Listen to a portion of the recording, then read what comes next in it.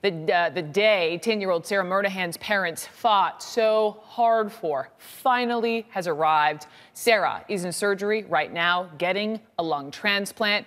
We've been following the story so closely, so much attention on her. But again, the parents, we've talked to them. They say this is not just about her. This is about so many kids on lists like these under the age of 12.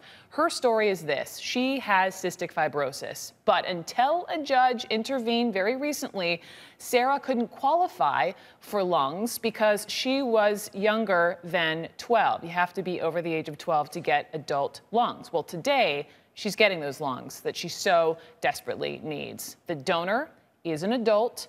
Her mother, Sarah's mother, announced the news on Sarah's Facebook page today. Here's what she wrote. Let me read it for you. Quote, Sarah got the call. She will be taken back to the OR in 30 minutes. Please pray for Sarah's donor, our hero, who has given her the gift of life. Dr. David Weil is the medical director of the lung and heart-lung transplant at Stanford University in California. Dr. Weil, welcome. Start with she's getting adult lungs. She's just a 10-year-old. How do they cut the adult lungs in order to fit inside of her?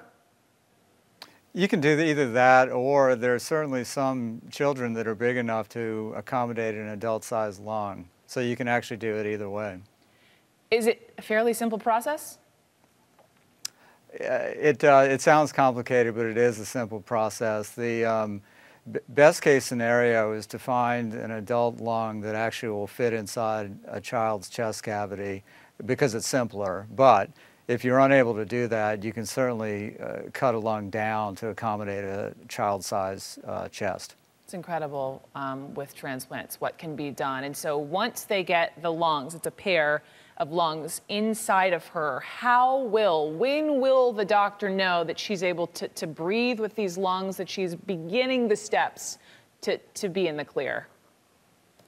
The first 24 hours is certainly the most precarious in terms of the post-operative recovery.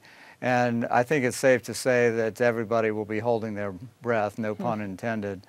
I think that the first week is particularly difficult for some patients, particularly ones that are as sick as Sarah has become over the last several weeks.